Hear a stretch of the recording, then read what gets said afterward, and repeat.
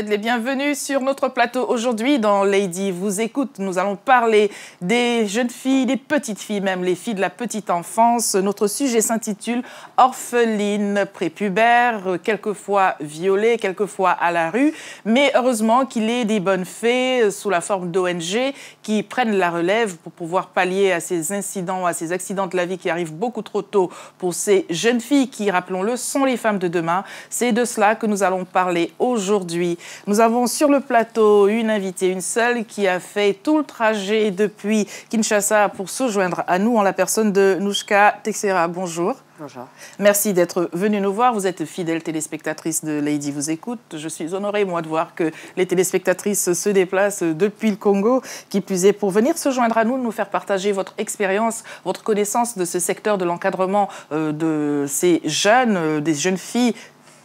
Précisément, vous m'avez dit, un orphelinat, surtout pour les jeunes filles. C'est vrai que souvent, il y a cette démarche globale et là, vous avez fait le choix. Nous sommes là pour en parler, en vous rappelant, bien sûr, que nous sommes en direct 01 45 55 76 87. Vous allez pouvoir participer, si vous le souhaitez, à cette émission, nous faire partager vos expériences. Peut-être que être orpheline, c'est quelque chose dont vous avez fait l'expérience, malheureusement. Peut-être aussi que les autres déboires qui se succèdent une fois qu'on n'a plus ses parents, être un tout petit peu maltraités, être un tout petit peu à la rue, être un tout petit peu déscolarisé, de tout petit peu en tout petit peu de mauvaises choses, on a du mal quelquefois à s'en sortir. Nous allons donc parler de ce que vous faites à travers votre ONG qui s'appelle Matumaini. Alors, Matumaini, pourquoi Matumaini? Matumaini veut dire espoir, déjà. Donc, par rapport à ce que je fais, donc j'ai recueilli des petites filles spécialement. Oui. Parce que je pense, en fonction de la situation à Kinshasa, on a beaucoup d'orphelinats, beaucoup de centres d'hébergement, mais déjà qui ne sont pas pris en charge correctement et dans lesquels on a énormément de garçons. En ayant fait le tour, je me suis rendu compte qu'on avait fait la préférence des garçons, on a laissé les petites filles sur le côté, raison pour laquelle moi j'ai décidé de me focaliser que sur les petites filles. Qu'est-ce qui vous a donné envie de vous occuper des petites filles, bien plus que de tous? C'est cette différence justement qu'on fait, la différence entre les garçons et les filles, surtout à Kinshasa. Dans les familles moins favorisées, on a tendance à plus s'occuper du garçon parce que le garçon est censé être celui qui va ramener l'argent. La fille va s'occuper de la maison, on va l'épouser, elle va s'occuper de la maison, elle n'a pas forcément besoin d'aller à l'école. Ouais. On n'a pas besoin de s'occuper d'elle. Dit-on. Voilà, c'est ce qu'on dit. Ouais. Moi, je ne pense pas. Par où avez-vous commencé? Parce que c'est une grosse œuvre que vous avez entreprise là. Mais j'ai commencé d'abord par faire le tour de tous les orphelinats pour voir comment ça se passait d'abord à Kinshasa, comment les petites filles étaient prises en charge, quand elles sont prises en charge. Et ensuite, j'ai demandé à 2-3 orphelinats que j'aidais déjà depuis un certain temps de me recueillir les petites filles qu'eux ne voulaient pas prendre sous prétexte de problèmes de logistique, etc. Et c'est comme ça. Donc après quelques mois, il nous a récupéré tout un tas de petites filles que nous, on a récupérées par la suite. Lorsque vous engagez dans une action comme celle-là, quelle est votre motivation initiale? Vous auriez pu dire, je vais m'occuper de cueillir des champignons dans la forêt. Mais non, là, vous vous dirigez vers les enfants orphelins et donc précisément les jeunes filles. Mais qu'est-ce qui vous a conduit jusque-là?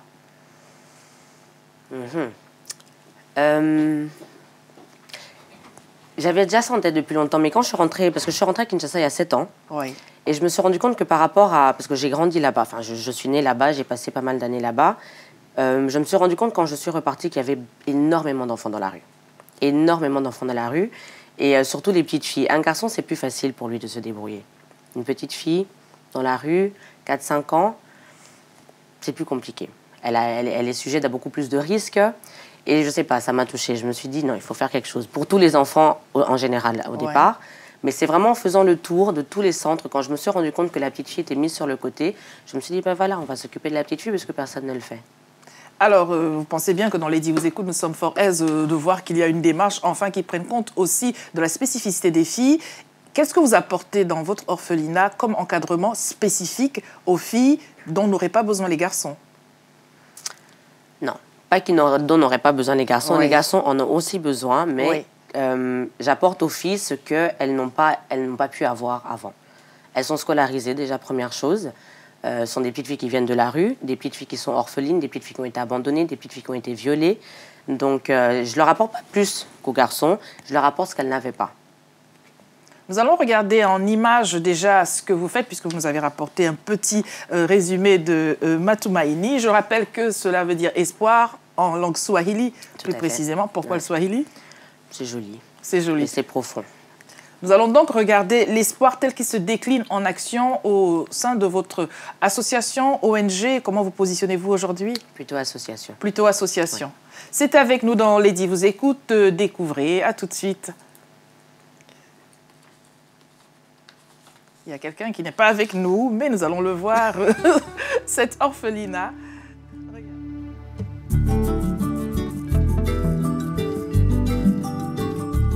Redonner du sourire à tous ces enfants à qui la vie n'a pas fait de cadeaux.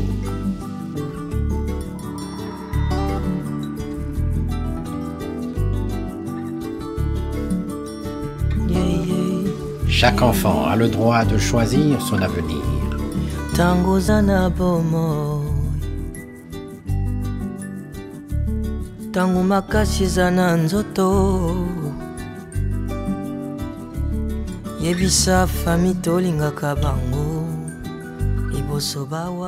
Un avenir meilleur pour nos enfants.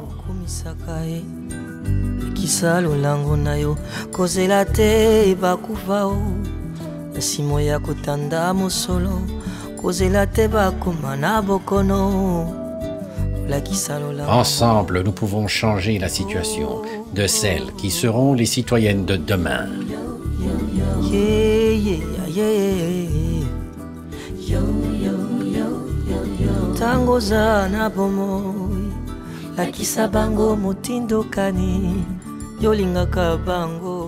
Aidons nos jeunes filles à devenir actrices de leur propre développement. En image, un résumé succinct de ce que vous faites au sein de votre association Matumaini. Que vous disent les petites filles de leur passé avant que de se retrouver dans l'orphelinat? Est-ce qu'elles parlent de ce qu'elles ont eu à subir? Est-ce qu'elles parlent de ce qu'elles ont vécu dans la rue, en rappelant qu'elles sont relativement jeunes, entre 4 et 9 ans? Elles n'en parlent pas. Quand je les ai recueillies, j'ai fait faire un bilan médical. Donc elles ont suivi, elles ont vu un gynécologue et un généraliste. Elles ont expliqué aux médecins ce qui leur était arrivé. Les médecins se sont rendus compte aussi qu'il y en avait certaines qui avaient été violées. Et les petites ont demandé aux médecins de ne rien me dire. Donc, par rapport à ça, les médecins m'ont demandé de ne pas insister, de ne pas pousser, parce que comme elles me considèrent comme leur maman, elles ont l'impression qu'en me racontant certaines choses, je risque de les rejeter comme elles ont été rejetées déjà avant. Et donc voilà. Donc en fait, pour le suivi, il faudrait un psychologue. Moi, je ne peux pas me permettre de leur en parler.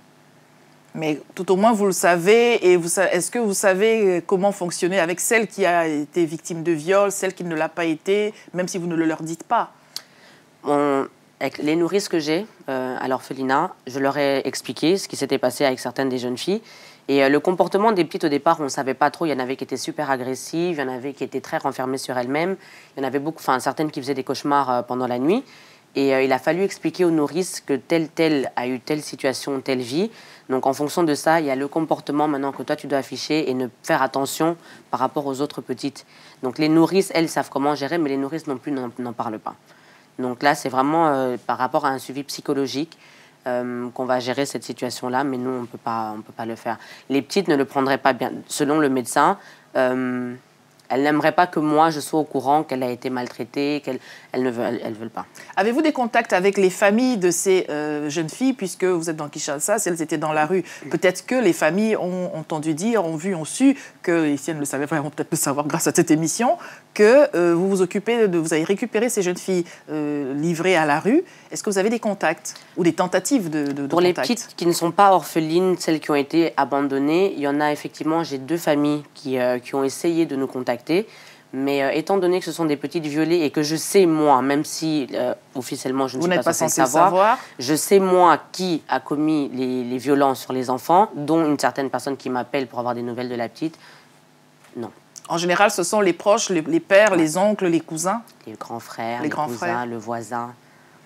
Est-ce que vous êtes censé, vous n'êtes pas censé le savoir, mais êtes-vous censé induire quelque chose en justice sur ce point-là? Est-ce que ces petites filles sont en sécurité complète? Jusqu'à quand vont-elles rester avec vous dans le cadre de ce que vous entreprenez?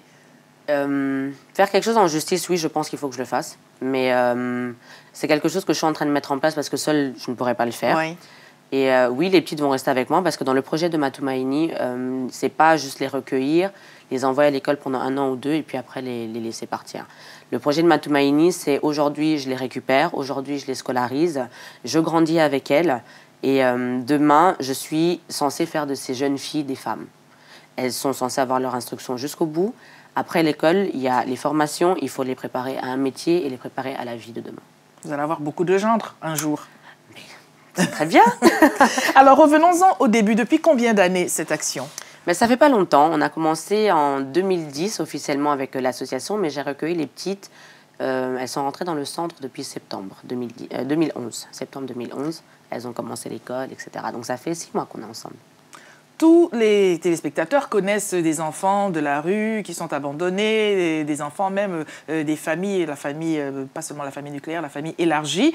Et on sait que tout le monde a peut-être de bonne volonté, mais quelquefois, il y a des questions administratives à gérer pour officiellement pouvoir s'occuper de tel ou tel enfant. Sinon, on est quelquefois en porte-à-faux, non seulement par rapport à la famille d'origine, mais par rapport à la loi. Comment avez-vous procédé? Écoutez, comme c'était des enfants qui étaient dans la rue, la prise en charge est faite par la commune. Oui. Donc, c'est des enfants que la commune m'a remis avec des fiches signalant chaque enfant. Et moi, je deviens tutrice temporaire. Ce qui voudrait dire que la commune a connaissance de ces enfants qui sont dans les rues. Exactement. Et que fait-elle si vous ne venez pas? Mais les enfants sont dans la rue. C'est pour ça qu'à Kinshasa, on peut se balader dans toutes les rues et il y en a de plus en plus chaque année. Vous avez un partenariat donc avec la commune ou est-ce que tout se limite à cette fiche que l'on vous remet en vous disant... Non, j'ai pas de partenariat. En fait, la commune sait que voilà, dans telle commune, il y a l'orphelinat un tel. Moi, j'ai récupéré les enfants, donc je suis allée moi-même, c'est même pas que eux m'ont cherché, je suis allée moi-même leur dire, voilà, l'orphelinat est ouvert, l'orphelinat se trouve à tel endroit. J'ai récupéré tel enfant. Donc de la première commune où j'ai récupéré les enfants, cette commune-là m'a donné des fiches signalétiques en disant, voilà, enfant un tel, l'âge, la date de naissance, on ne connaît pas, n'est-ce pas? Et donc, avec ces fiches-là, je suis allée dans la commune où se situe l'orphelinat et j'ai déclaré, voilà, j'ai autant d'enfants, voici les fiches. Ça s'arrête là. Et depuis lors, est-ce qu'il y a une démarche, est-ce que la commune vient à vous en vous disant, on en a d'autres encore qu'on a repérés, on a fait des fiches signalétiques? Absolument pas.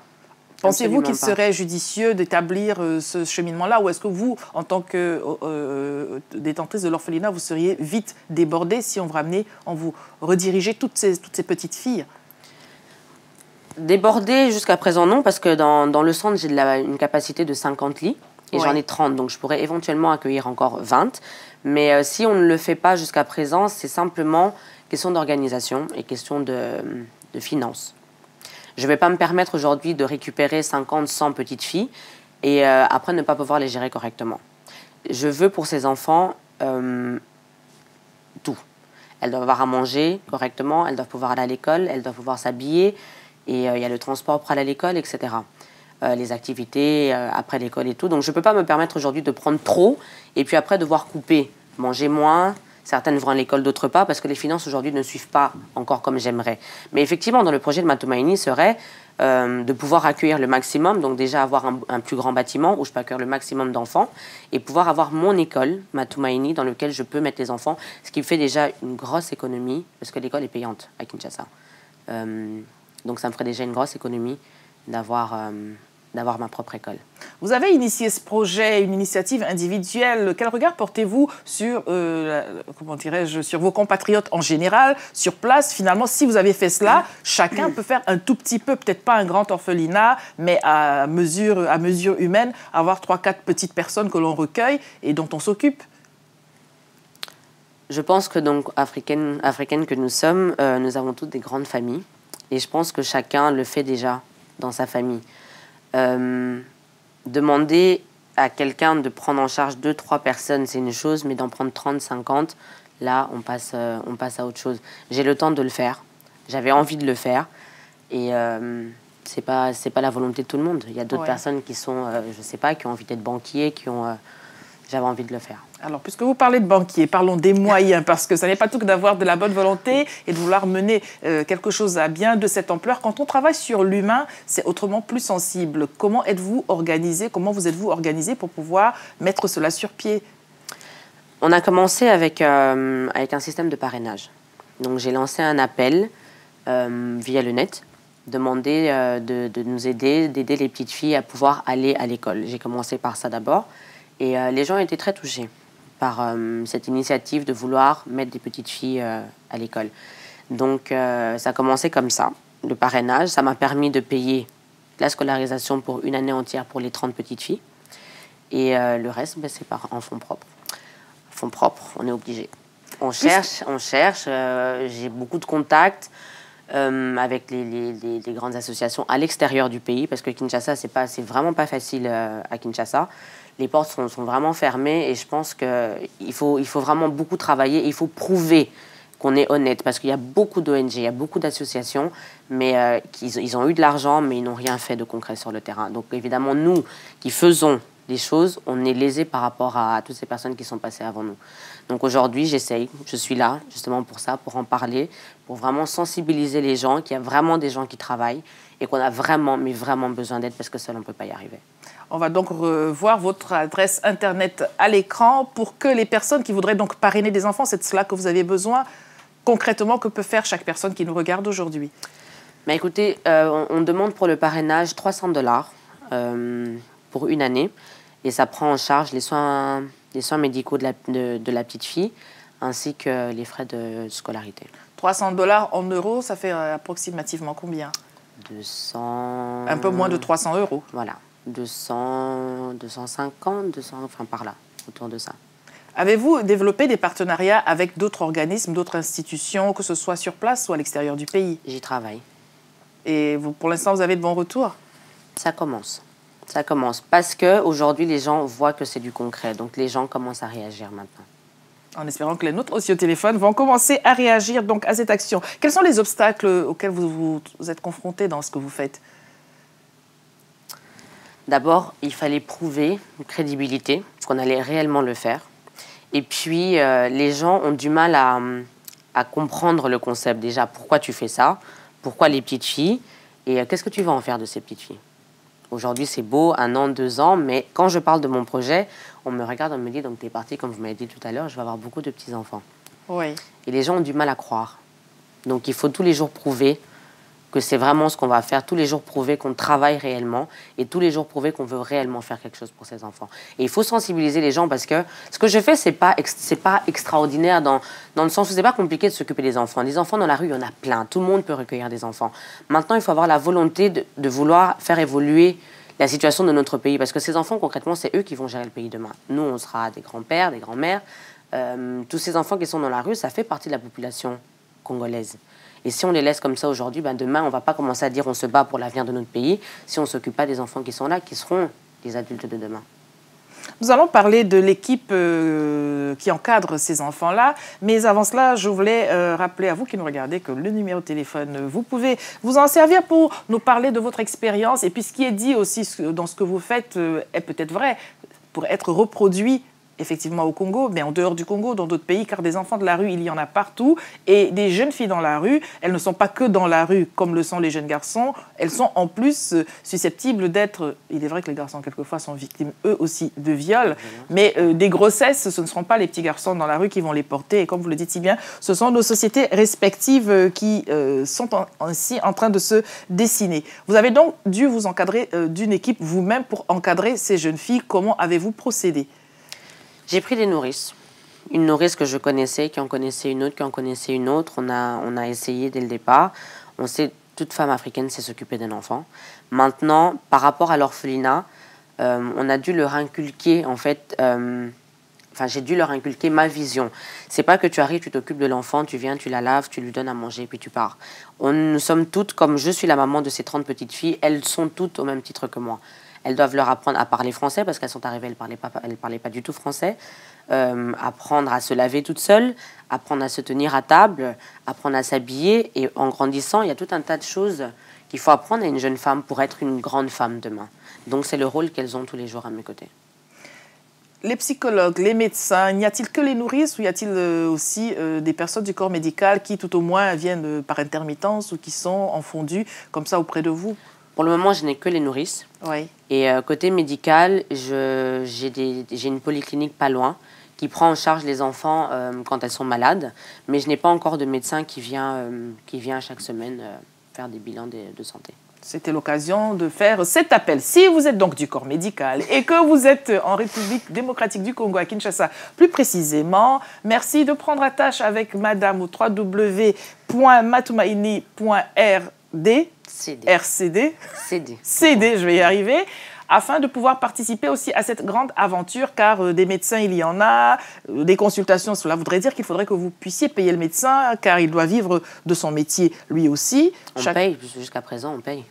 On paye les médecins.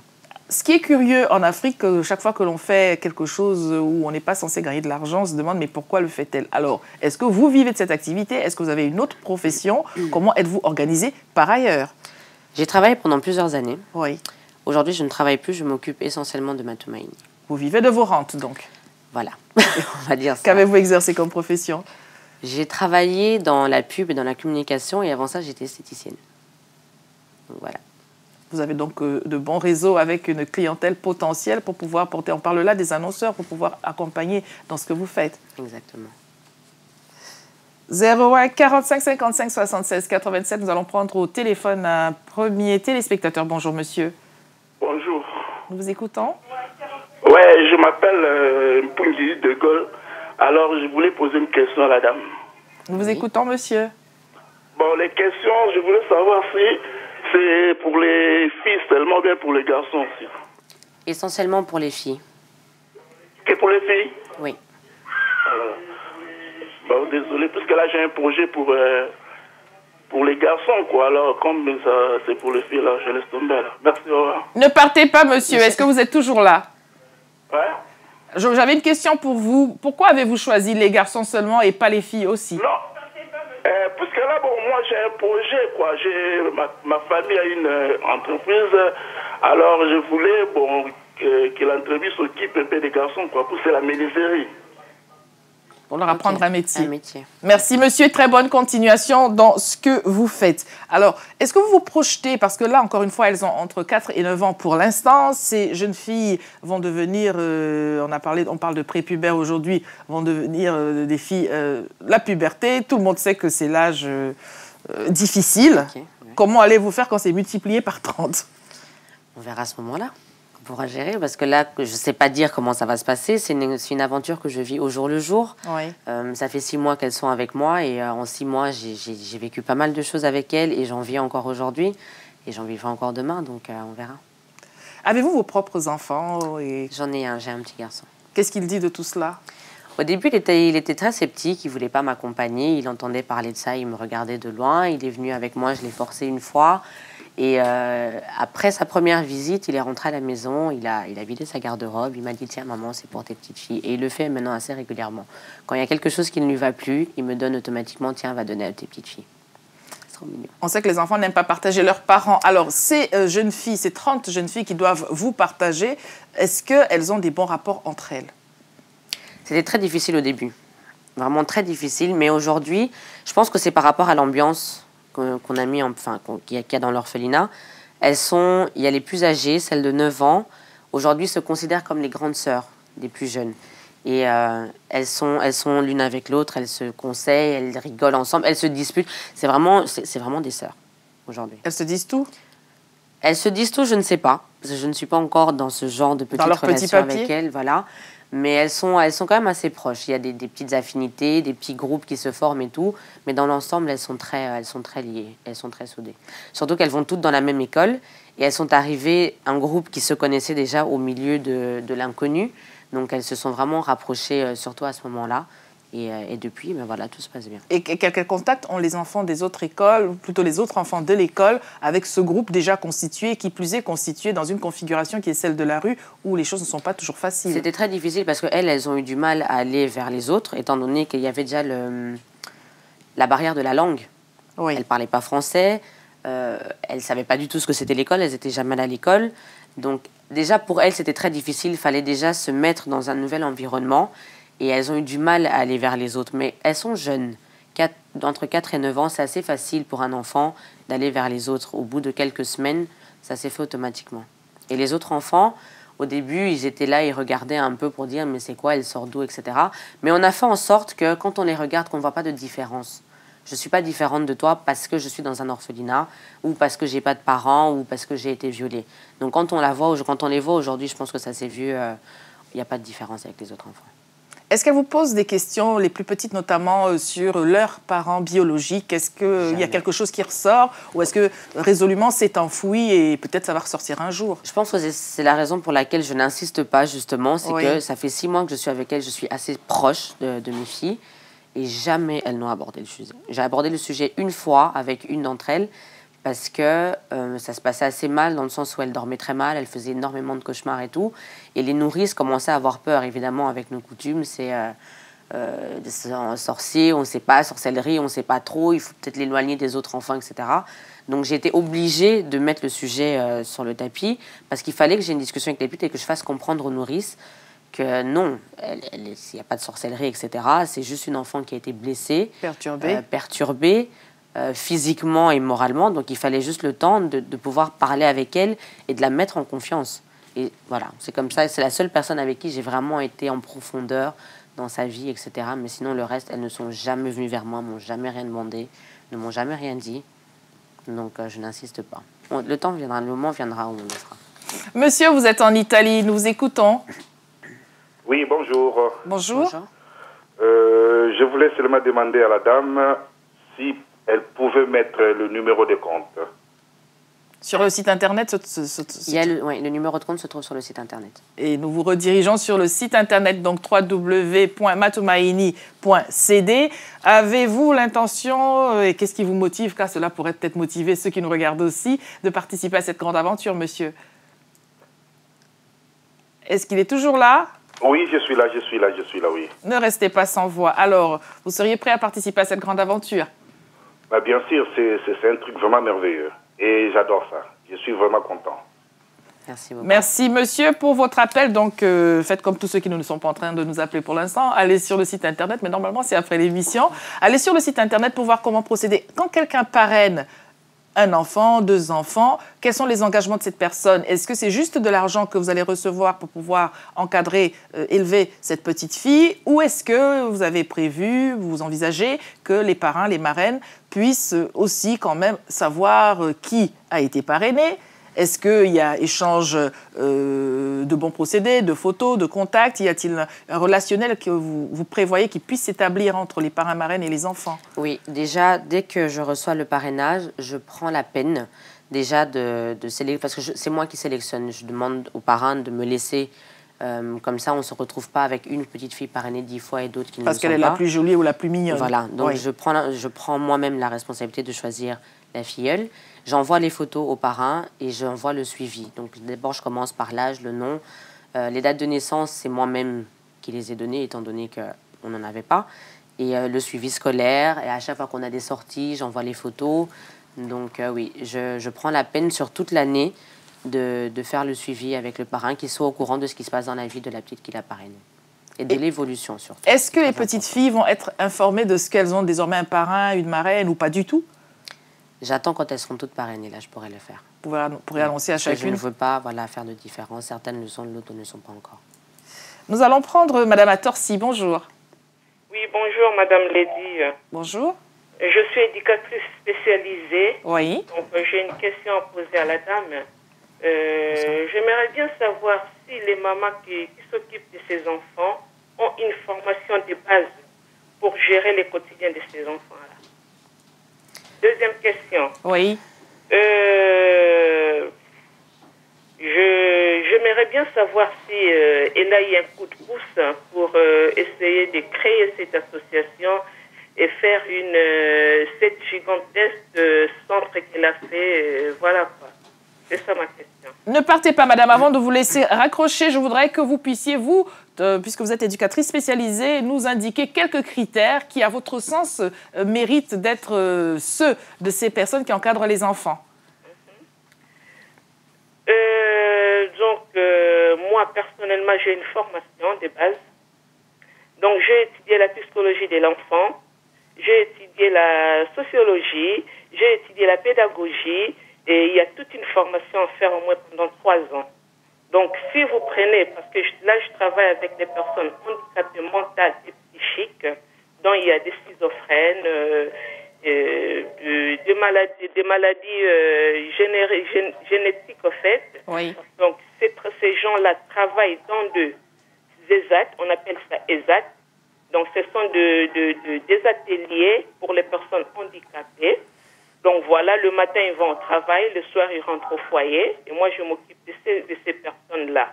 Donc, on a beaucoup de choses à faire. On a des partenariats, on a des tuteurs, on a des tutrices. Ils ont leur budget, mais dommage que chez nous, en RDC, il n'y a aucun budget pour ces personnes-là, pour les enfants abandonnés, les handicapés. Il n'y a aucun budget. Donc, voilà, et c'est pourquoi j'aimerais bien savoir si c'est possible, pourquoi pas, trouver quelques visas, envoyer ces mamans-là qui ont la bonne volonté de s'occuper de ces enfants abandonnés, violés, venir faire au moins une formation, ici en Europe pour essayer d'apprendre à ces enfants-là, parce que s'occuper des enfants, c'est pas nécessairement leur apprendre à manger, à se laver, tout ça. Non, il y a beaucoup de choses à faire, en fait.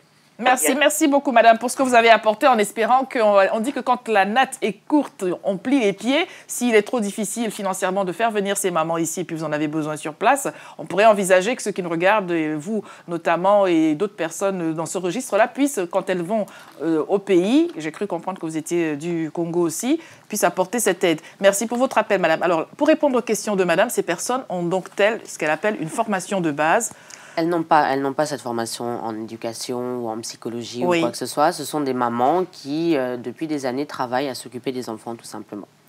Donc, on a une différence avec les nôtres, c'est qu'on a des enfants à problème. Mais c'est plutôt, aujourd'hui, la formation qu'elles ont, c'est leur cœur de maman, tout simplement. Qui n'est pas rien. C'est déjà quand on sait que toute maman du monde, en général, n'a pas... Et malheureusement, cette formation de base qui est indiquée, notamment quand il y a ces difficultés de l'enfance, mais chaque maman essaie de faire du mieux qu'elle peut. Exactement. Donc c'est comme ça qu'on fonctionne. Éventuellement, dans l'avenir, je penserai, comme a si bien dit la dame, à faire former ces nourrices, qu'elles aient le truc en plus, mais pour le moment, bon, on fonctionne comme ça. Car en réalité, les personnes qui peuvent apporter de l'eau au moulin, ça n'est pas seulement à travers le parrainage, les $300, un peu moins de 300 euros. C'est aussi apporter un savoir-faire en étant sur place, quelques formations ou un certain nombre de choses. Exactement. Que redoutez-vous le plus pour ces 30 jeunes filles aujourd'hui? Je ne redoute rien du tout. Vous êtes optimiste résolument. Oui, bien sûr. C'est important de l'être, de penser au présent et ne pas s'embarrasser la tête de ce qui pourrait arriver. Exactement. On vit au jour le jour, on va grandir ensemble, on évolue ensemble et c'est comme avec mon fils à la maison. Tout simplement. Voilà. Avez-vous identifié des fratries, d'ailleurs dit-on fratries pour des filles seulement, je ne sais pas, au sein de ces 30 enfants, ces 30 petites filles? Non. Vous pensez qu'il y en a ou Il y en a certainement, mais non, je n'ai aucun contact et je ne suis au courant de rien. Personne ne m'a contacté jusqu'à présent. Du tout, au sein du groupe des 30 petites filles que vous avez, y en a-t-il qui soient sœurs? Non. Ou parentes? Non. Vous en avez la certitude? Certaines, oui. Vous avez posé la question? Déjà, la personne qui nous les a confiées, oui. Elle ne se connaissait pas, aucune d'entre elles ne se connaissait. Okay. Autre question que nous a posée madame, avez-vous bénéficié d'un coup de pouce? Il est vrai qu'on a commencé cette émission par ce point-là. C'est une initiative résolument privée. Privée, oui. Le seul coup de pouce que nous avons eu, c'est comme je vous ai dit, c'est le parrainage qui nous a vraiment permis de commencer. Le projet était là depuis un certain temps, mais sans les finances, on ne pouvait rien faire. Et c'est vraiment avec le parrainage qu'on a pu commencer l'action Matumaini. Que vous disent vos proches quand vous commencez à vouloir vous engager là-dedans? Bonne chance. Beaucoup de courage. Bonne chance avec un tout petit peu de cynisme parce que ça va être très dur, tu ne sais pas dans quoi tu te jettes. Beaucoup de cynisme. Ouais. Au départ, les gens, je pense que... Même moi-même, je ne savais pas dans quoi je me lançais. Moi-même, je ne savais pas dans quoi je me lançais. C'était bonne chance, beaucoup de courage. Et maintenant que les personnes autour de moi voient que j'ai fait, c'est waouh. Continue à avoir autant de courage et vraiment, on va jusqu'au bout de ton projet. Monsieur, bonjour, nous vous écoutons. Oui, bonjour. Je tenais surtout à féliciter la dame qui est sur le plateau pour le travail qu'elle est en train d'accomplir. Je connais bien Kinshasa, c'est pas facile, c'est une grande ville. Je dis beaucoup de courage. Merci. Et s'il a de quoi noter, je donne mon adresse mail. Je vais donner une adresse sûre pour qu'elle puisse avoir des finances. Je connais, j'ai des bons tuyaux ici au nord de Paris. C'est pas une association, un organisme de l'Union européenne qui est là pour les finances, pour ce genre de solution en Afrique. Donc, si elle indique qu'elle note juste mon adresse mail et qu'elle m'écrive, je vais lui donner tous les coordonnées qu'il faut. Merci beaucoup. Merci, monsieur le Père Noël. Bon, voilà. Qu'elle note, c'est BER-THELOT, elle met à la fin école Nicolas, collé, en minuscule. Elle va plus loin, école, elle met 23065@yahoo.fr. Qu'elle m'envoie un mail, je vais lui donner tous les coordonnées de la personne qui s'occupe de ça, et je pense que avec la procédure, elle pourra avoir les finances. Merci, monsieur. Alors, Merci je beaucoup. dois avouer que je suis fort surprise de cette intervention, parce qu'en général, vous êtes un fidèle téléspectateur, on sait que vous êtes un tout petit peu fâché avec l'Occident. Et là, pour le coup... Je m'investis dans les choses qui sont plus sérieuses. Souvent, il y a des gens qui viennent nous raconter des conneries à la télévision. Mais là, je vois que c'est une dame qui s'occupe des choses sérieuses. Merci. Dans ce genre de problème, je m'investis. Merci, monsieur, pour votre appel. Alors, on redirigera, plutôt je donnerai vos coordonnées à madame, hein, si vous les confirmez par mail à l'adresse ladyvousécoute@telesud.com. Le Père Noël est passé par là, alors? Super, j'espère qu'il y en aura d'autres. Bon, alors, mesdames, nous aurions bien voulu vous entendre sur ce dont nous parlons aujourd'hui, des jeunes filles prépubères, à la rue, violées parfois. Nous allons parler de ce tabou dont personne d'ailleurs ne veut parler. Vous l'avez dit tout à l'heure, et effectivement, ces petites filles, lorsqu'elles sont agressées sexuellement, fort souvent, c'est dans le cadre familial. Et ceux qui sont au courant, celles qui sont au courant, les mamans, les tatas, en général, préfèrent ne pas en parler parce que ce serait la honte sur toute la famille. Préfèrent ne pas en parler, préfèrent mettre les enfants dehors. Comme vous dites, c'est un tabou. Non, on n'en parle pas. On n'en parle pas. Le viol, chez nous, je ne sais... Non. On préfère ne rien dire. Et ça reste là, et tout le monde le sait. Tout le monde sait que ça se passe, mais personne ne dit rien. Pourtant, la justice est là. Elle est censée servir à ça, mais il n'y a personne pour défendre ces enfants. Au contraire, on les condamnerait. On les condamnerait parce que ces petites, si aujourd'hui elles refusent que les médecins m'en parlent, c'est qu'elles se sentent coupables d'une certaine manière. Et qu'elles ont déjà subi une censure initialement. Voilà, déjà en se faisant mettre dehors, c'est que déjà tu es fautive. On se met dans la tête d'un enfant.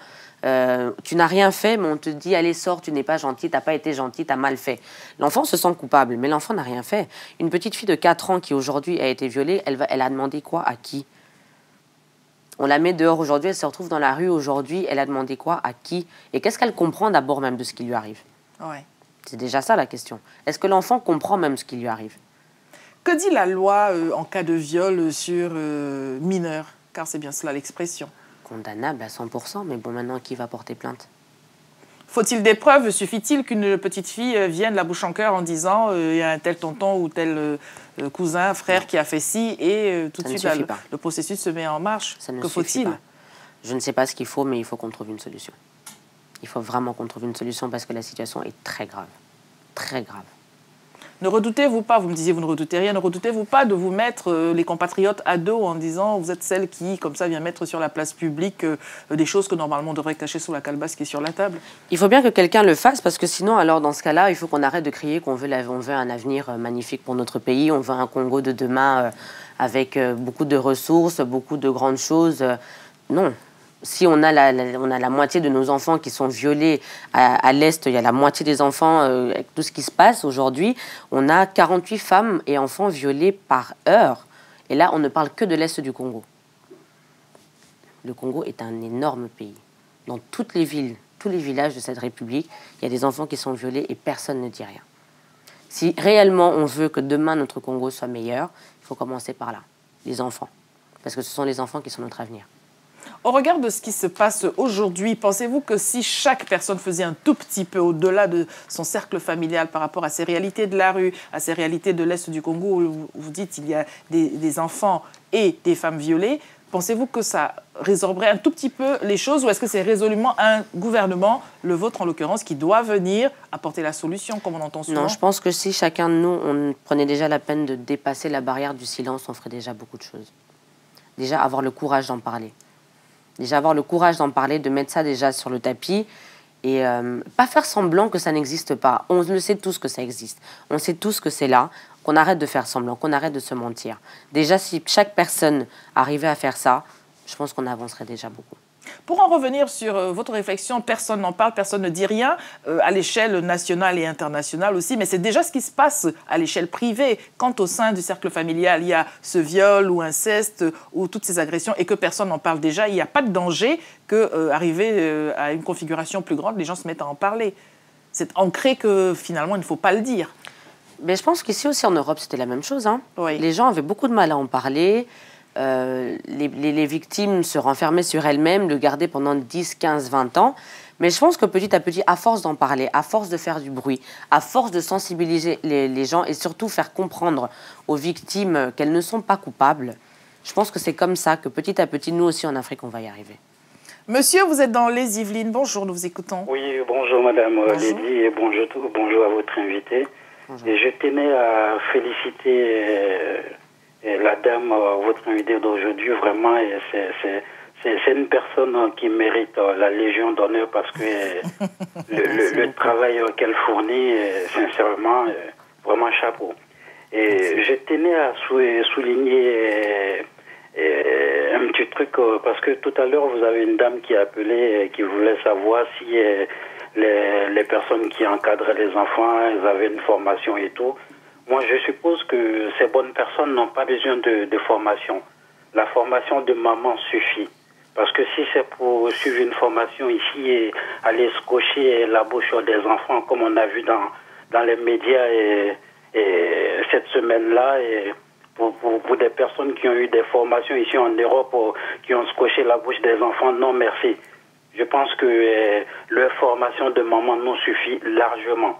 Et la deuxième chose, ça serait, en fait, les personnes qui font du tort à ces pauvres enfants, très souvent, c'est pas des ignorants, c'est pas des gens qui n'ont pas été à l'école ou quoi que ce soit.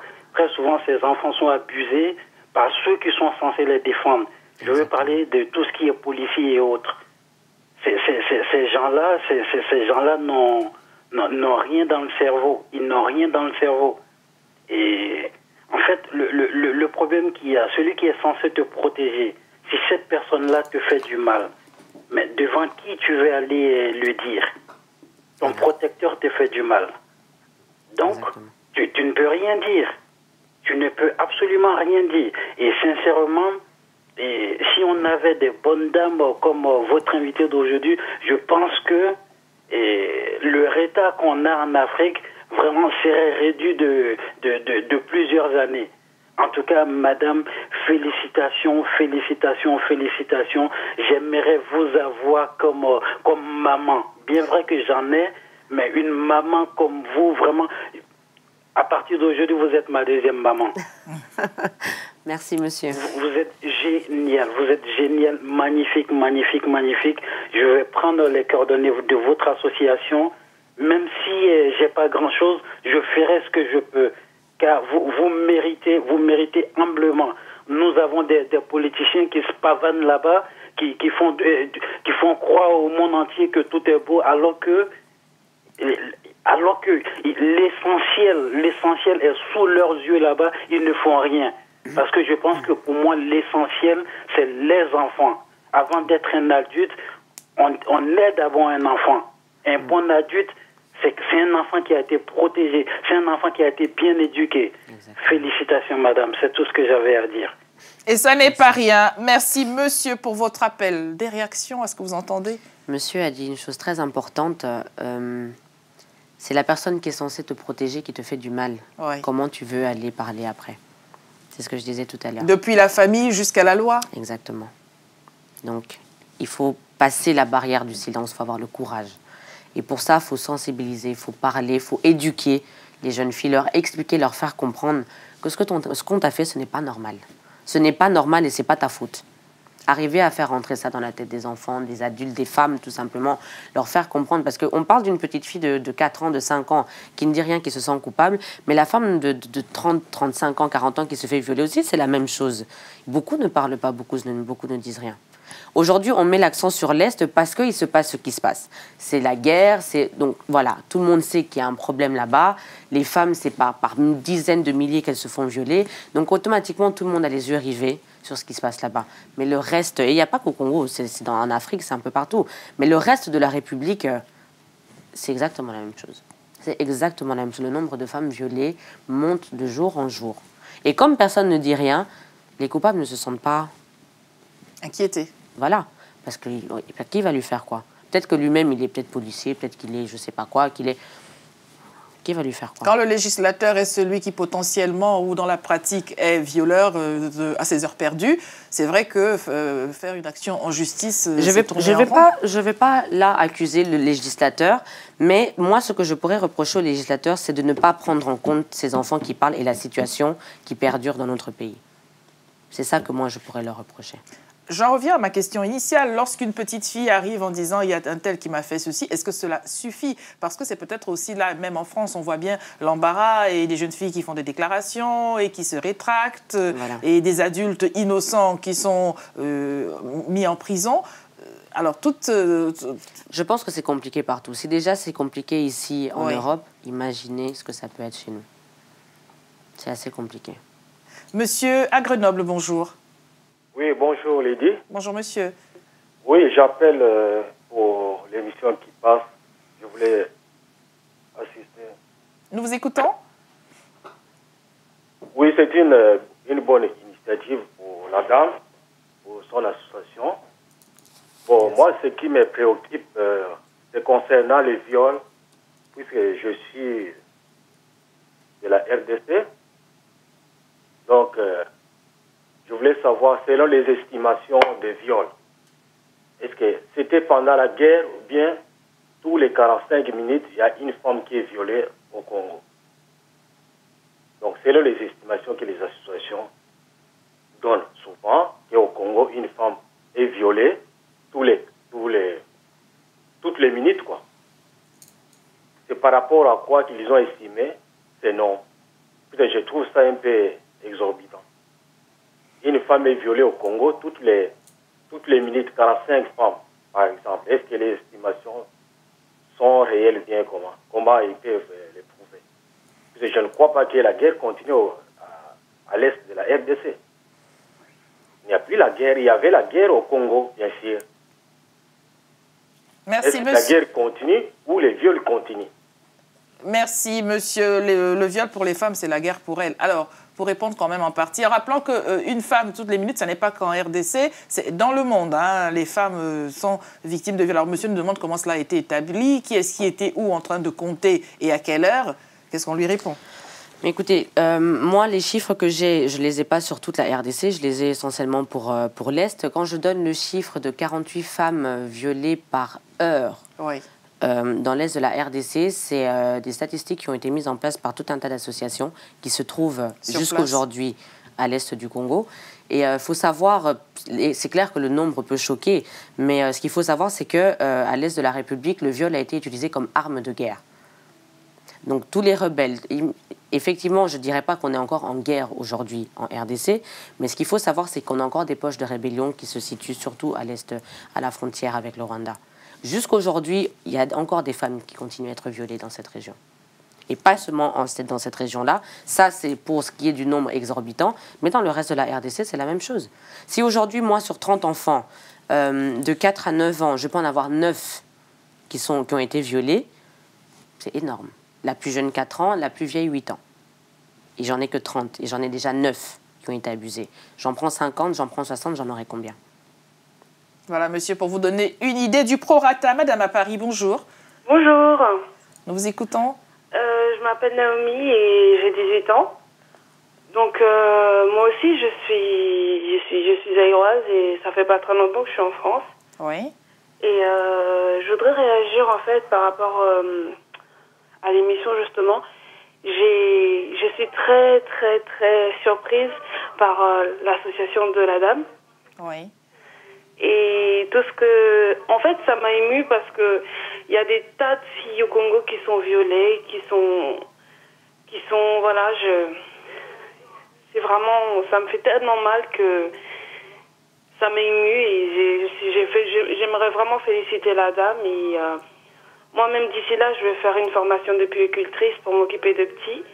Je pense que j'envisagerais de faire une association comme la dame. Franchement, elle m'inspire beaucoup. Est-ce que vous seriez disposé, lorsque vous partez en vacances au pays, d'aller rencontrer madame, donner un petit coup de main et connaître le terrain encore mieux, puisque c'est ce que vous projetez de faire? Évidemment, ça me plairait beaucoup. Merci de nous adresser donc vos coordonnées à l'adresse ladyvousécoute@telesud.com pour que nous puissions rediriger vers madame si présente. Des réactions? Non, mais je suis contente. Ça me fait plaisir de voir que je peux en inspirer d'autres. Parce que plus on sera, mieux on pourra faire notre travail. Et plus de jeunes filles on pourra aider. Plus d'enfants on pourra aider. Chacune dans son domaine. Pour en revenir à l'appel du téléspectateur précédent, pensez-vous qu'il y a un déni quelque part? En même temps, on entend les ressortissants de la RDC dire « personne ne parle jamais de ce qui se passe du viol des femmes à l'est du Congo notamment », mais on entend aussi d'aucuns qui trouvent que quelque part c'est peut-être exagéré. Alors, à mi-chemin entre ces deux points de vue, peut-être que finalement les bonnes initiatives restent figées.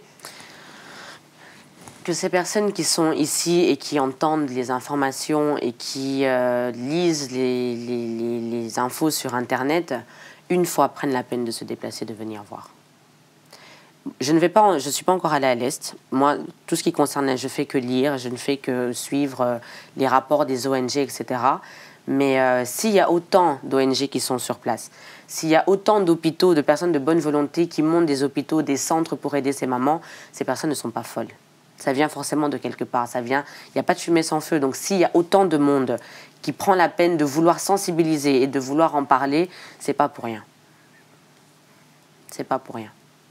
Donc ce ne sont pas des initiatives comme cela sur un coup de tête, c'est véritablement des réponses à une réalité qui est sur le terrain. Et ça n'est pas une cabale d'ONG venues de partout dans le monde, comme des fois j'entends sur ce plateau en disant on veut tant et tant dire du mal de l'Afrique qu'on pourrait dessiner le diable sur le mur. Non, absolument pas. Et je pense sincèrement que ces personnes qui doutent encore aujourd'hui, mais venez voir et venez vivre. Et vous n'êtes pas encore allé à l'est du Congo, mais tout ce que vous voyez déjà dans la rue est bien assez pour vous laisser présumer de ce qui se passe là-bas. Voilà. Déjà Kinshasa, donc j'ose même pas imaginer comment ça se passe à l'extérieur. Vous êtes en Seine-et-Marne, madame, bonjour. Allô? Bonjour madame. Bonjour Lady. Alors moi je voulais intervenir, je vais essayer de faire court. Je suis sénégalaise, j'ai épousé un Congolais donc de Kinshasa et je me suis rendue là-bas à 2 reprises. J'ai acheté un terrain, c'était pour m'occuper donc des enfants sorciers, etc. Je vais faire court. Donc ce qui me plaît d'abord au sujet de cette dame qui est avec vous, c'est qu'elle ne parle pas de Dieu. Elle ne profite pas je dirais, du manteau de Dieu, parce que j'ai acheté un terrain à Kinkole. Il y a un soi-disant prophète qui est là-bas qui m'a vendu le terrain. Il a des enfants dans un orphelinat et il m'a escroqué. Lui est le maire de Kinkole. J'ai les documents, j'ai tout. Et j'ai pitié vraiment de ces enfants qui sont dans la main de ce soi-disant homme de Dieu, qui est un grand escroc, et qui contacte des ONG italiens et autres qui en fait profitent de cette situation, alors que moi j'ai vu les enfants qui sont vraiment maltraités. Moi-même personnellement j'attends d'avoir l'opportunité de l'emmener en justice. Je n'ai jamais vu un pays où on parle autant de Dieu, où on prie autant, où moi-même personnellement les enfants de mon mari on les a chassés soi-disant que c'était des enfants sorciers. Bon, en fin de compte, j'encourage beaucoup cette dame. Merci. Et j'apprécie ce qu'elle fait parce qu'elle ne le fait pas sous le couvert de Dieu. Et je crois en ce qu'elle fait. Bon, moi, je vais souvent au Zaïre parce que je suis une retraitée Air France, donc j'ai l'opportunité donc de voyager. Et j'aimerais bien avoir ses coordonnées parce que peut-être que je pourrais l'aider, parce que sur Internet, il y a beaucoup de dons, beaucoup de choses qu'on peut avoir. Quand on a quand on a une association comme elle, et je pense que c'est sérieux, je pourrais l'aider. Merci madame pour votre appel. Alors dans l'ordre de ce que vous nous avez apporté dans votre intervention, oui, en attendant d'avoir l'opportunité donc d'ester en justice en rapport à celui qui vous a copieusement escroqué, à ce que vous nous en dites, vous avez effectivement, vous et tous ceux qui nous regardent, l'opportunité bien sûr de participer à ce que fait déjà madame. Le problème c'est que des fois d'aucuns veulent faire quelque chose mais n'étant pas sur place n'ont pas forcément les bons interlocuteurs, d'où l'intérêt, et c'est notre mission aussi de donner à voir et à rencontrer à travers la magie des médias celle des personnes qui ont commencé quelque chose, c'est peut-être un peu moins improbable que d'y aller dans le vide. Quant à savoir si, alors vous ne le faites pas sous le couvert de Dieu, je ne sais pas, c'est ce que dit madame, je n'en suis personnellement pas convaincue, mais c'est vous qui allez nous en donner la réponse. Alors c'est juste vous ou est-ce qu'il y a la main de Dieu dedans? Je pense que quand même c'est lui qui m'a mis sur ce chemin-là et ce que je fais aujourd'hui c'est avec lui et grâce à lui. Je suis croyante et sans lui j'aurais pas pu arriver à ce que j'ai aujourd'hui et encore je ne suis encore nulle part et il est à côté de moi pour m'accompagner tous les jours. Je voudrais vous donner l'occasion, si vous prenez l'émission en cours, de revoir en images ce qui est fait au sein de l'orphelinat Matoumaïni, un orphelinat spécialement pour les petites filles de 4 à 9 ans aujourd'hui. Déjà une trentaine de fillettes qui abandonnées, qui orphelines, qui dans la rue, qui violées, qui tout ça à la fois. Merci de découvrir cela avec nous. Notre ligne reste ouverte. Regardez, à tout de suite.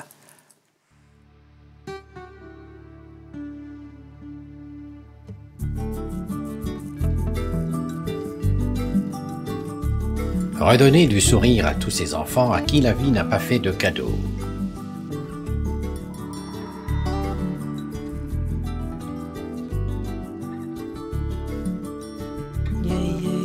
Chaque enfant a le droit de choisir son avenir.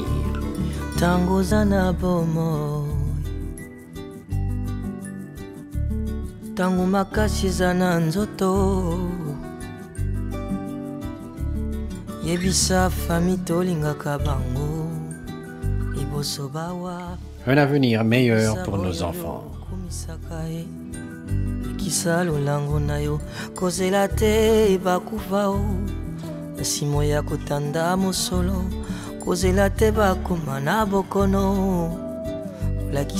Ensemble, nous pouvons changer la situation de celles qui seront les citoyennes de demain.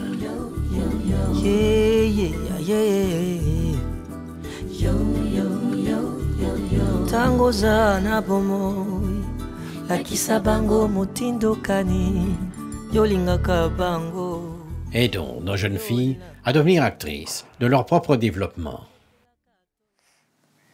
C'est notre mission à nous dans Lady vous écoute de faire notre petit téléthon au féminin, une association avec sur le plateau Nouchka Tessera qui est venue tout droit de RDC pour nous parler de ce qu'elle fait après avoir vu dans le canapé que Lady vous écoute fait rencontrer les personnes. Nous sommes bien contents que vous ayez pu venir. Vous êtes la fondatrice de cette orphelinat spécifiquement pour les filles. Cela bien sûr fait écho à notre thématique au quotidien. Nous avons intitulé le sujet d'aujourd'hui prépubère, à la rue, violée, mais nous aurions tout simplement pu dire quelle femme pour, non pas le Congo seulement, mais l'Afrique de demain, si rien n'est fait aujourd'hui à leur endroit.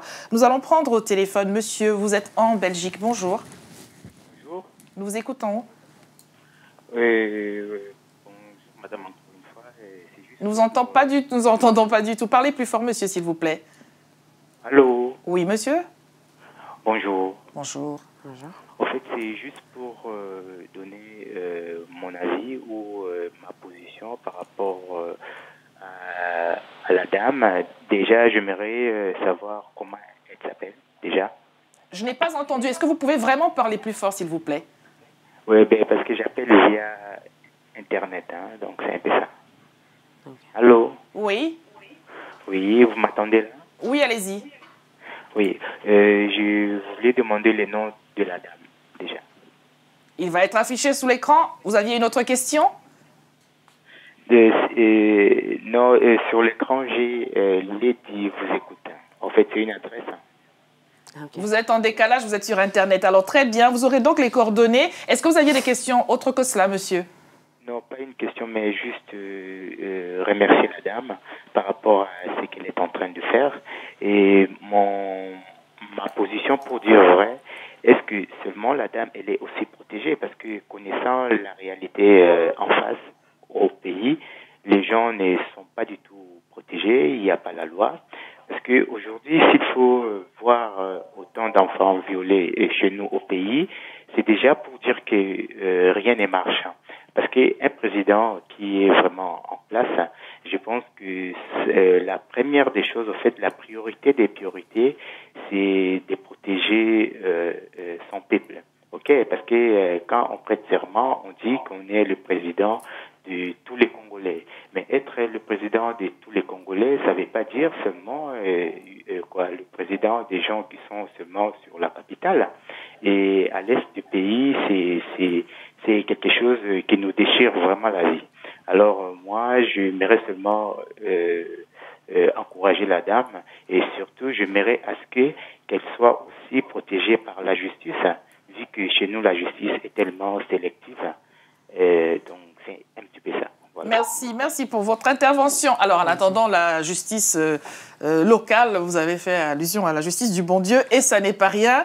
En ce bas monde, je voudrais bien que nous reparlions de l'encadrement. Vous avez donc ces nounous de très bonne volonté, on l'a compris. Est-ce que vous seriez disposé, est-ce que vous accepteriez que des hommes qui aient des compétences en psychologie de la petite enfance ou en puériculture, je ne sais pas, puissent intégrer votre équipe, ou est-ce que parce que ce sont des hommes et que potentiellement pour ces petites filles cela risquerait d'être traumatisant, vous n'accepteriez pas? Si, bien sûr, j'accepterais. Et mon but n'est pas de les éloigner des hommes non plus. Oui. Donc, non, et j'en ai besoin. Hommes, femmes, toutes les compétences sont bonnes à prendre. Je voudrais relever que dans l'élément vidéo que nous avons vu, la musique en fond sonore était celle d'un certain Lokwa Kanza qui chantait que la famille est celle à laquelle on devrait penser quand même, s'aimer vivant et faire tout ce que l'on peut tant qu'on peut. Exactement. Ouais. Profiter de ceux qui sont autour de nous tant qu'ils sont là. Nous allons prendre madame au téléphone. Bonjour, vous êtes à Rennes. Oui, bonjour madame. Bonjour. Bonjour madame l'invitée. Merci, bonjour. Je voulais dire que vous menez un combat des plus nobles, celui de la protection de l'enfant. Et je vous en félicite, madame. Merci. Alors, on constate une recrudescence des enfants de la rue au Congo-Kinshasa, hormis les violences et les vols, mais je pense que ce phénomène vient aussi des églises de réveil. Pour revenir sur ce que la dame, l'intervenante, vient de dire tout à l'heure, alors, pour de diverses raisons, ces églises stigmatisent et rejettent certains enfants en les traitant de sorciers. Alors, que fait les médias dans tout cela? Et je voulais aussi savoir si vous avez déjà mené des actions de sensibilisation avec les médias sur ce sujet, au niveau de Kinshasa. En tout cas, moi, je prendrai contact via Internet, parce que vraiment, votre action m'intéresse, madame, et vraiment, je vous en félicite et je vous remercie pour tout ce que vous faites. Merci. Merci pour votre appel. Merci par avance pour ce que vous ferez pour ces petites filles. Madame nous dit, ce sont aussi en partie à cause des églises de réveil que les enfants, certains enfants seraient stigmatisés, se retrouveraient dans la rue. C'est vrai. Alors, qu'en est-il précisément pour une meilleure compréhension de tous ? Précisément, je ne saurais pas vous dire parce que je ne m'attarde pas vraiment sur le cas, mais effectivement, on a, comme dans toute chose, on a des faux prophètes. Oui. Des gens qui profitent de la situation, des gens qui profitent du mal-être des gens. On accentue un phénomène qui, en fait, n'a même pas lieu d'être, je dirais. Un enfant sorcier, en fait, moi, je ne sais même pas ce que ça veut dire, un enfant sorcier. J'allais vous poser la question, voilà. C'est la deuxième fois que l'expression revient. Oui, mais on en parle beaucoup. Quels sont les enfants désignés comme enfants sorciers et en quoi est-ce que ce sont les églises? Je n'ai pas bien compris le lien, je crois que je ne dois pas être la seule. Donc En fait, on a à Kinshasa, enfin au Congo en général, on a un grand phénomène de ce qu'on appelle enfant sorcier. Maintenant, quand je dis que je ne sais pas ce que c'est un enfant sorcier, c'est que pour moi, ça ne veut rien dire. Pour moi, un enfant ne peut pas être un enfant sorcier. Très bien, mais qu'est-ce qui est généralement désigné comme tel, en fait? À quoi cela fait référence? Il n'y a pas de fait particulier, mais en fait, moi, je pense, enfin, moi, je le considère comme ça, oui. C'est un enfant dont on ne veut plus.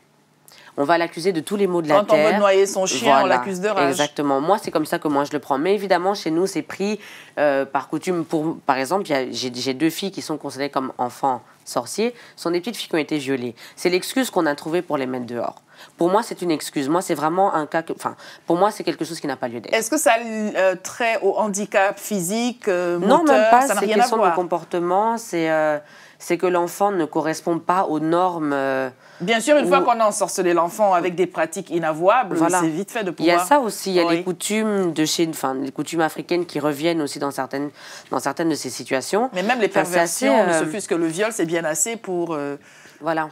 un enfant qui ne se comporte pas comme il devrait se comporter, un enfant qui fait des cauchemars et qui crie et qui pleure la nuit. D'accord.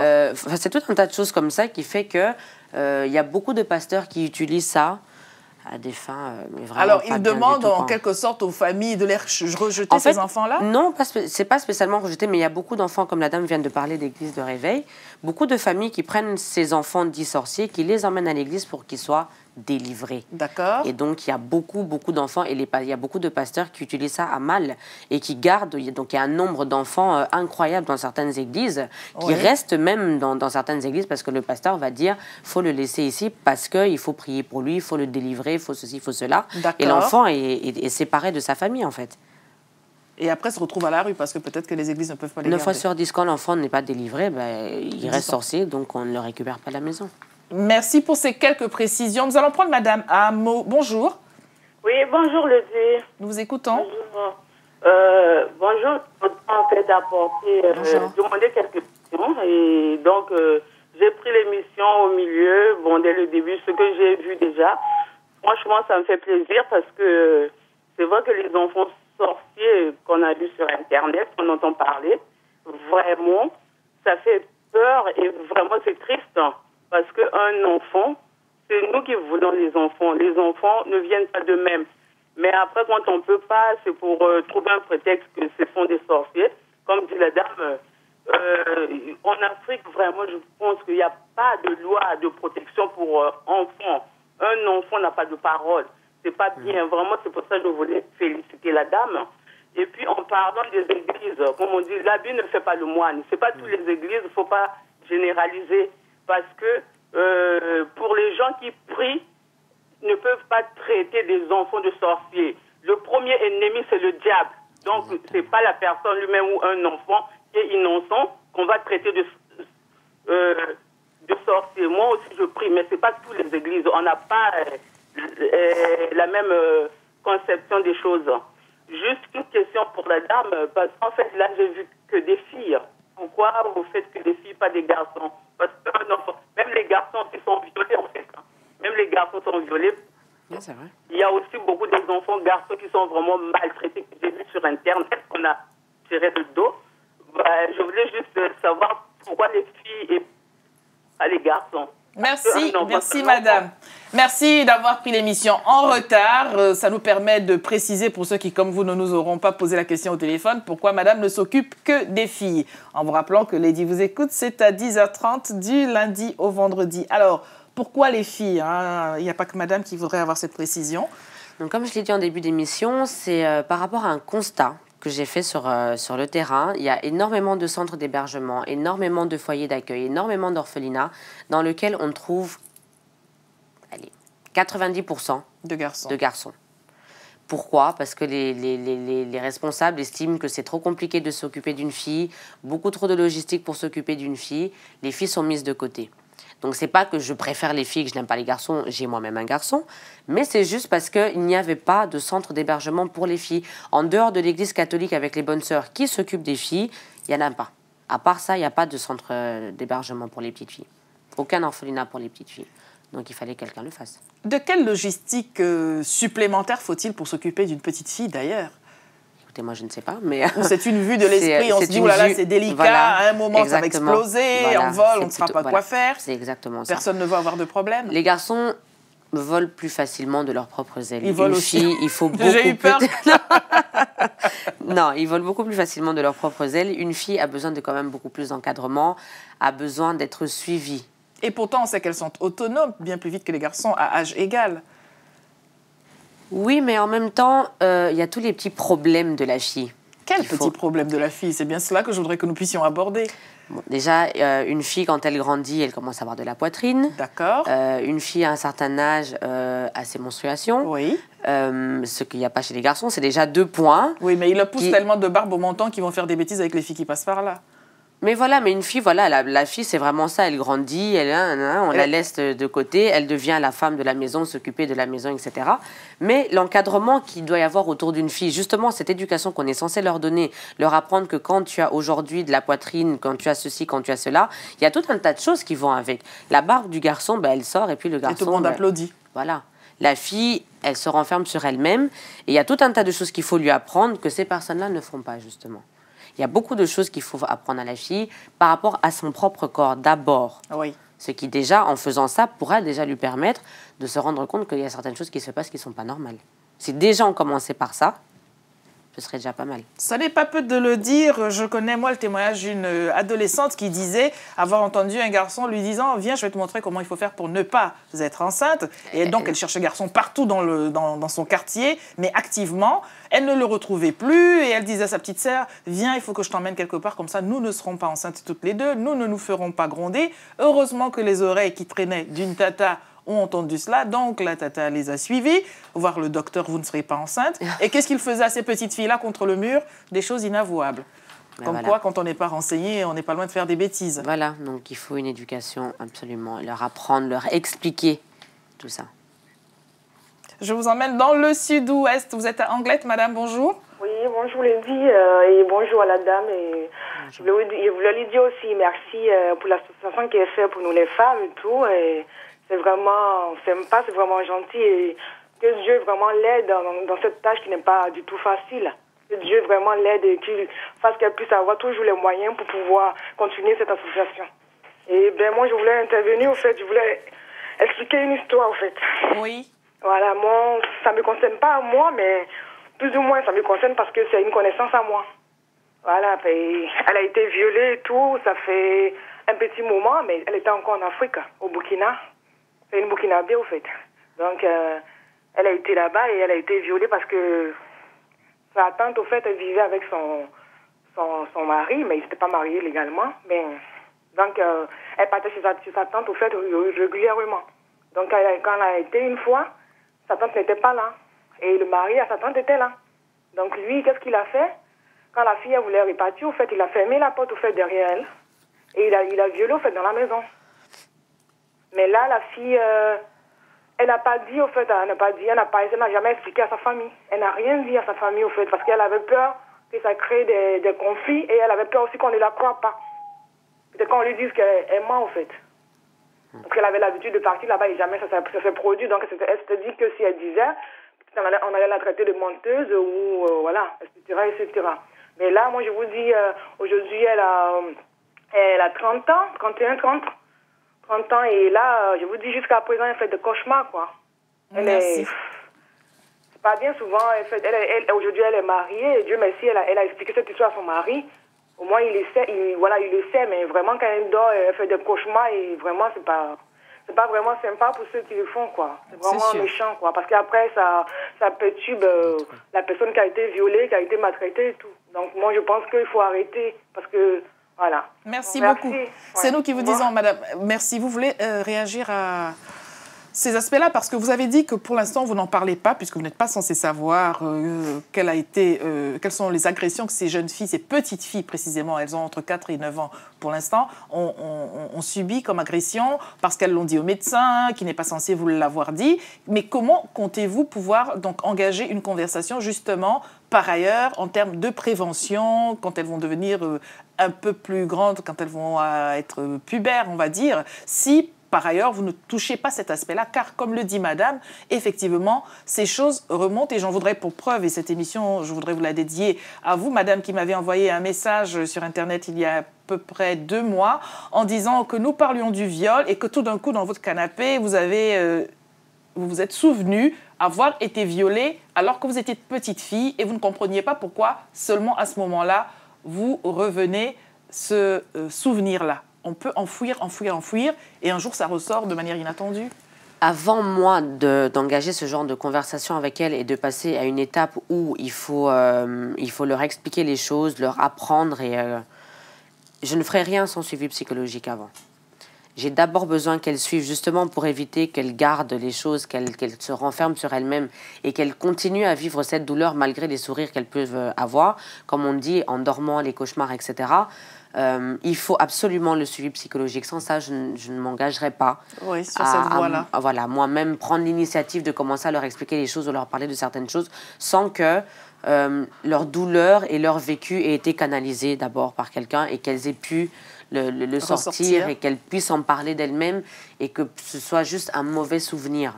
que ça reste pas une blessure en fait. Tant que je ne serais pas arrivée à ça, je ne prendrais pas l'initiative d'aller vers elle sur ce sujet-là. Et puisqu'il n'est jamais trop tôt pour bien faire sur cette piste-là, nous lançons donc un appel à ceux et à celles qui nous regardent, qui ont des compétences dans ce registre-là, pour pouvoir peut-être par intermittence proposer un accompagnement lorsqu'elles sont sur place au pays. Là, je parle des compatriotes notamment, mais toutes les personnes qui nous regardent, d'où qu'elles soient, seraient les bienvenues pour pouvoir proposer donc à ces petites filles de 4 à 9 ans un accompagnement sur ces aspects aujourd'hui délicats, car vous faites ce que vous pouvez, vous.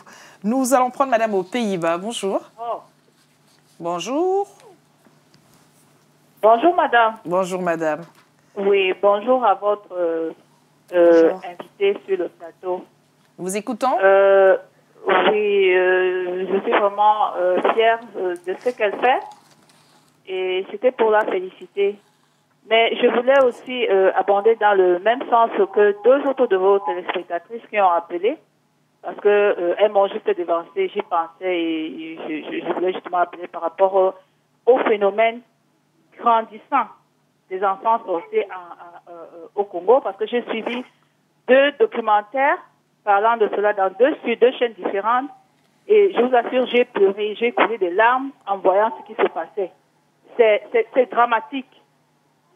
Et je voulais demander, parce que je ne suis pas du Congo, mais j'étais tellement touchée et je voulais demander à votre invité, s'il vous plaît, étant donné que vous êtes sur le terrain, est-ce que vous pouvez vous enquérir un peu de la situation là-bas et peut-être qui sait, la prochaine fois qu'elle sera invitée, qu'elle nous en parle plus amplement, parce que j'ai suivi la réponse qu'elle a donnée.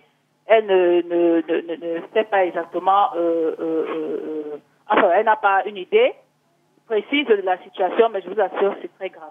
Merci beaucoup.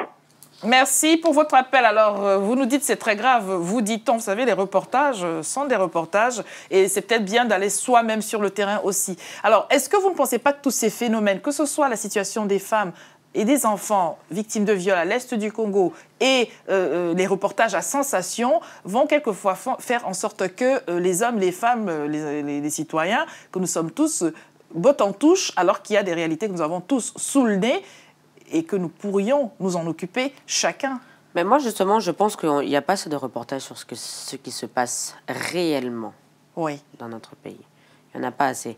On se focalise beaucoup sur ce qui se passe à l'Est parce qu'il y a beaucoup de monde à l'Est aujourd'hui. À votre avis, est-ce que vous pensez qu'on s'en occupe suffisamment? Parce que moi, j'entends ici que personne n'en parle jamais. Alors vous, est-ce que vous pensez qu'on en parle suffisamment ou jamais aussi? Non, non, non. En fait, quand on parle de la RDC, on parle de l'Est, mais on n'en parle quand même pas assez. Parce que la situation, elle est très grave. D'accord. On n'en parle pas assez. Les gens qui sont sur place essayent au maximum de faire beaucoup de bruit, mais c'est quand même pas assez. Il faut que les gens qui sont ici, je parle d'abord des Congolais eux-mêmes, qui sont ici à l'extérieur, au lieu de suivre ce qui se passe à la télé, de regarder et puis de faire des commentaires, si réellement ils veulent faire quelque chose, il faut venir voir. Si réellement vous voulez aider votre pays, c'est d'abord à nous-mêmes Congolais de commencer à faire quelque chose plutôt que de compter sur les autres. Si nous-mêmes on ne s'aide pas, c'est normal que les autres ne font pas attention à nous. Comment vous voulez qu'un, je ne vais pas parler d'une nationalité en particulier, mais d'une personne extérieure à la RDC vienne s'inquiéter de ce qui se passe chez nous, alors qu'en parlant avec le Congolais t'explique lui-même qu'il ne sait même pas ce qui se passe chez lui. Ou j'ai entendu dire que « Oh, ça fait 10 ans que je ne suis pas allé là-bas. Oh, je ne sais pas. » Non.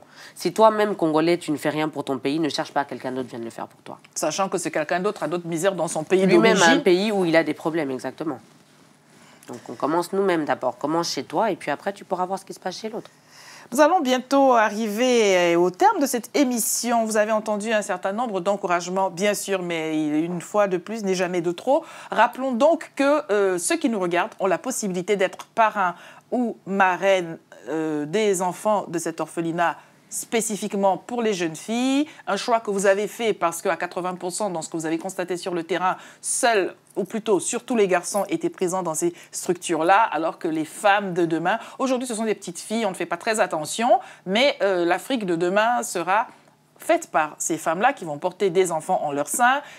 Comment vont-elles élever leurs enfants avec le lourd passé qui aura été le leur si aujourd'hui des structures comme la vôtre, des initiatives comme la vôtre ne sont pas mises en place pour les guérir de ces blessures de l'enfance? On pourrait ne rien laisser présager de bon pour cet avenir-là. Parrain, marraine, donc un peu moins de $300, $300 ou un peu moins de 300 €, en allant donc sur votre site internet www.matumaini.dc. CD, je vais y arriver, mais c'est affiché, bien sûr. Et pouvoir être parrain-marraine. Vous en avez combien aujourd'hui? 30 enfants, combien de parrains déjà? En moyenne. J'en ai à peu près 15. En combien de temps avez-vous eu les 15? Disons 8 mois. Comment avez-vous fait pour les avoir? Ce sont des gens de bonne volonté qui étaient au courant de ce que vous faites, qui sont venus. Est-ce que vous avez lancé un appel? Madame nous disait, est-ce que vous avez fait une intervention dans les médias localement? Non, je n'ai jamais fait d'intervention dans les médias, c'est la première fois. J'en suis honorée. Et pour ce qui est du parrainage, donc j'avais lancé un appel sur Internet. Oui. Le site Internet, la page du réseau Facebook. social, voilà, Facebook. Et autour de moi, mais la personne qui partage ma vie m'a beaucoup aidée par rapport à ça. Nous lui disons merci. Et voilà, c'est surtout les réactions des personnes sur Internet. Est-ce que vous pensez que tout le monde le ferait facilement? Est-ce que vous pensez que les gens ont un frein à s'engager dans ce type de choses? Parrainer un enfant à distance qu'on ne voit pas, dont on ne connaît pas les origines, alors que soi-même on est dans un ailleurs où on a d'autres turpitudes, où on est peut-être parent, où on est peut-être un parent en difficulté dans sa parentalité. Est-ce que les Africains en général ont le bon réflexe? Je pense qu'il y a beaucoup de personnes de bonne volonté. Ce que je leur laisse, c'est qu'il y a eu beaucoup d'escrocs. Il y a eu beaucoup de gens qui ont menti. Il y a beaucoup de gens qui ont donné et leur argent n'a pas été utilisé à ce qui était prévu. Donc je peux comprendre que les gens ont été réticents. Je peux comprendre que les gens préfèrent donner à une personne de son entourage proche. Au moins, on voit ce que la personne fait avec l'argent. Raison pour laquelle je suis là aujourd'hui, c'est pour montrer qu'il n'y a pas que des escrocs. Il y a vraiment des gens comme moi qui travaillent. Il y a vraiment des gens qui ont envie de faire évoluer ses enfants et de faire évoluer le pays d'où je viens, d'où je suis née. Et je pense que non. Il suffit de prouver qu'on est sérieux. Et en prouvant que je suis sérieuse, en prouvant que je travaille, je pense que j'aurai pas mal de personnes derrière moi. Nous aurions pu intituler cette émission « Si vous ne pouvez rien faire pour des grands drames qui vous scotchent, qui vous paralysent tellement c'est grand ce qui se passe et innommable, vous pouvez quand même faire quelque chose pour des petites situations peut-être que vous ne regardez pas quand vous passez dans la rue. Ces petites filles, elles ont besoin de vous. Monsieur, vous êtes à Paris, bonjour. Oui, bonjour madame, je suis monsieur Yolo.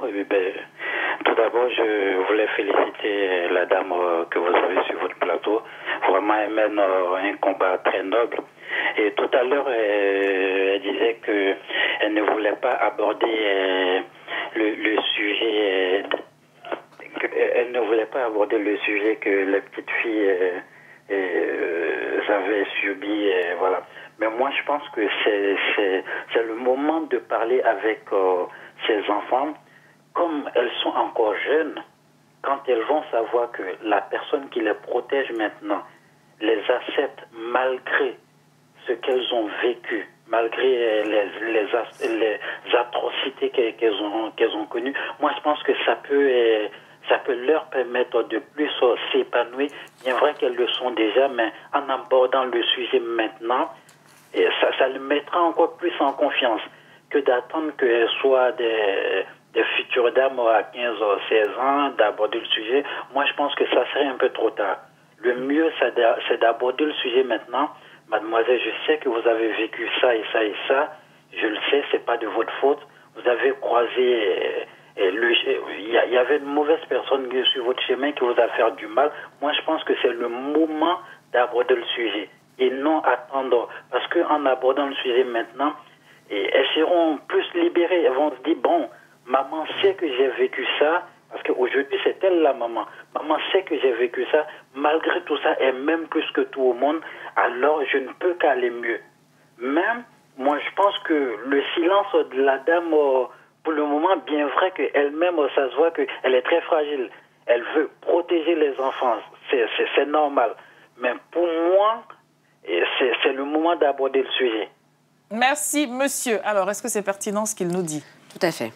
Je suis tout à fait d'accord avec ce qu'il dit, mais comme je répète, c'est pas que je ne veux pas aborder le sujet, c'est qu'avant d'avoir ce genre de discussion avec elle, je veux d'abord qu'une personne spécialisée, outillée vous accompagne, m'accompagne dans cette démarche, puisse pouvoir faire ressortir ses douleurs, pouvoir discuter avec elle.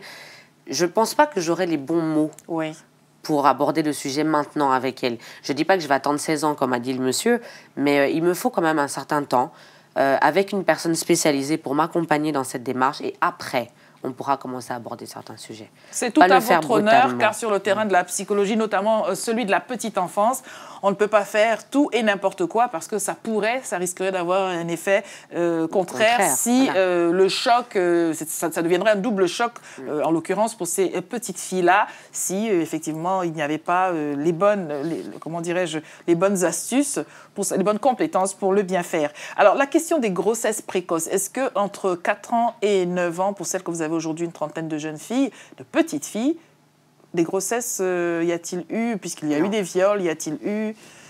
Pour aucune d'entre elles, non. D'accord.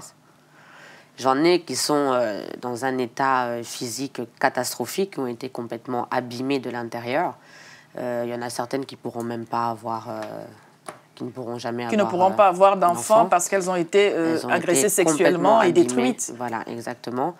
Mais c'est un sujet qu'on abordera, la grossesse avec les jeunes filles, parce qu'elles commencent à grandir, enfin celles de 9 ans surtout. Mais pour le moment, aucune. Je n'ai pas eu à gérer cette situation. La femme que vous êtes, quand vous voyez une petite fille de 9 ans à peine dont les organes génitaux ont complètement été détruits parce qu'il y a un bandit qui est passé par là, qu'est-ce que cela suscite chez vous? Je ne connaissais pas la petite fille quand le médecin m'a donné les résultats de l'examen. J'ai pleuré. Parce que pour moi, je n'arrive pas à comprendre. C'est vraiment... je n'arrive pas à comprendre. Je ne vois pas comment... Enfin, quand on voit ce petit corps... non, c'est juste incompréhensible. Je n'ai pas compris. Et j'arrive toujours pas à comprendre aujourd'hui. Et encore aujourd'hui, quand je les vois en train de sourire, etc., je suis très contente de les voir sourire et tout, mais je sais qu'il y a encore du travail à faire sur cet enfant. Et que ce sourire, c'est juste en surface. Et qu'il y a énormément de travail. Et je pense que c'est une des raisons pour lesquelles je suis bloquée sur ce sujet-là. C'est parce que je ne sais pas du tout comment déjà on peut faire ça à un enfant et comment cet enfant réagit, mais quelle est la douleur qu'a pu ressentir cet enfant pour se retrouver dans une situation pareille, situation physique, je veux dire. Donc, je ne sais pas, c'est assez complexe quand même. Nous allons prendre un dernier appel à Poitiers. Monsieur, bonjour. Oui, bonjour madame. Bonjour. Oui, j'appelle de Poitiers, voilà. Donc, en fait, je souhaiterais... Oui, bonjour. Nous vous écoutons, monsieur. Oui, d'abord, personnellement, je félicite la dame qui est sur le plateau pour ce grand dévouement qu'il aspire tant pour le bien-être de tous ces enfants victimes de viol. Alors, ma question consiste à savoir, est-ce que la dame travaille avec des spécialistes dans le cadre de la psychologie? Parce qu'une fois que ces enfants-là, elle les récupère, est-ce qu'elle travaille avec ces psychologues-là pour pouvoir aider ces enfants-là à se remettre correctement? Vous avez pris l'émission en retard, monsieur? Oui, je viens de la prendre, l'émission, oui. Oui. Alors, madame a répondu à cette question initialement. Justement, ça participe de sa présence sur ce plateau. Non seulement de trouver des parrains marraines, mais des personnes de bonne volonté et des personnes compétentes dans ce registre auquel vous faites allusion, effectivement, pour pouvoir l'accompagner. Alors, d'accord, ok, d'accord. Oh, est-ce que cette association... Oui, monsieur.